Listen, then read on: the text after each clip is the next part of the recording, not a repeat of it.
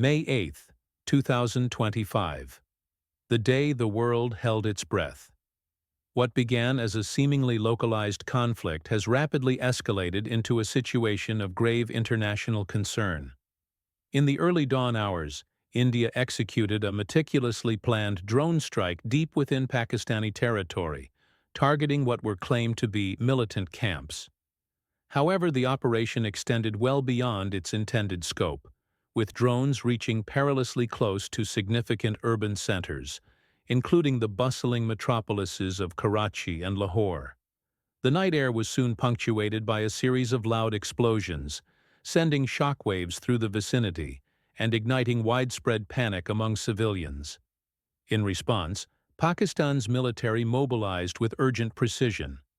Within a matter of hours, they successfully intercepted and shot down 12 Indian drones, showcasing their aerial defense capabilities. Pakistani officials contended that the strikes were anything but surgical. They characterized them as a brazen violation of national sovereignty. The aftermath left one civilian dead and 4 soldiers nursing injuries, but the repercussions ran deeper than physical wounds. The incident incited profound political turmoil and psychological unrest, rekindling tensions that had been simmering for decades. This eruption of violence signifies more than just another border skirmish. It represents a fundamental shift in rhetoric and resolve on both sides. Islamabad swiftly designated the drone strike as an outright declaration of war. In a dramatic address broadcasted nationwide, Prime Minister Shehbaz Sharif emphatically declared, "Pakistan will not tolerate violations of its sovereignty. We will respond. We must respond," signaling a readiness for potential escalation. Conversely, India maintains that the drone strikes were preemptive measures aimed at dismantling cross-border terrorist networks perceived to pose an immediate threat to national security. However, skepticism pervades the international community, with a significant portion viewing India's actions as provocative rather than protective. As tensions mounted, both nations found their military forces on high alert. Tanks were repositioned strategically near the line of control, while fighter jets stood ready for deployment. In the waters, naval vessels were mobilized, heightening the sense of impending conflict. Behind the scenes, the stark reality lingered. The nuclear capabilities both countries possess cast an ominous shadow over the situation. European leaders are observing the developments with escalating trepidation. This is no longer a mere regional dispute. It has the potential to morph into a global catastrophe. Consider the fact: 2 nations, housing over 1.5 billion souls combined, both armed with advanced weaponry and historically entrenched in a mindset of unyielding resolve. In response to the escalating crisis, France has called for an urgent emergency session at the United Nations.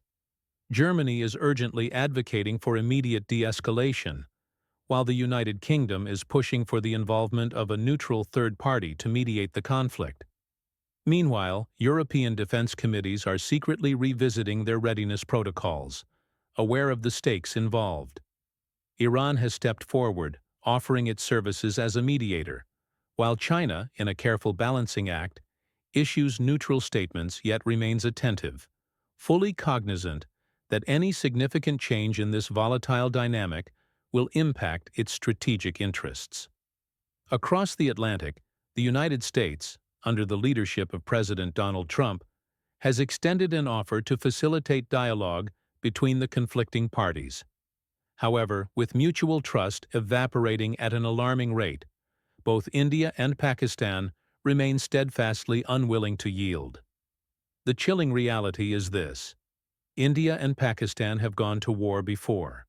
In 1947, 1965, 1971, and 1999, each encounter culminated in a ceasefire but no enduring resolution. Each instance left the region in a more precarious state than before. And now, in 2025, the advent of precision drone warfare and AI-driven military systems threatens not just regional stability, but global peace. The dread of what might come next looms large. The ongoing conflict is not only endangering countless lives, but is also sending shockwaves through the global economy, threatening its very foundation.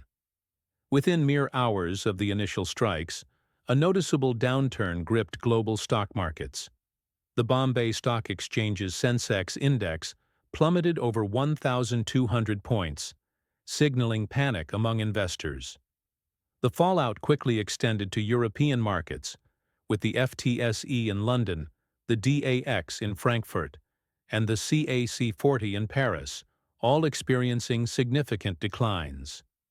Traders are now grappling with soaring crude oil prices, driven by escalating fears that instability in this volatile region could hamper vital supply routes traversing the Indian Ocean. Emerging market currencies are beginning to falter, reflecting a wave of uncertainty.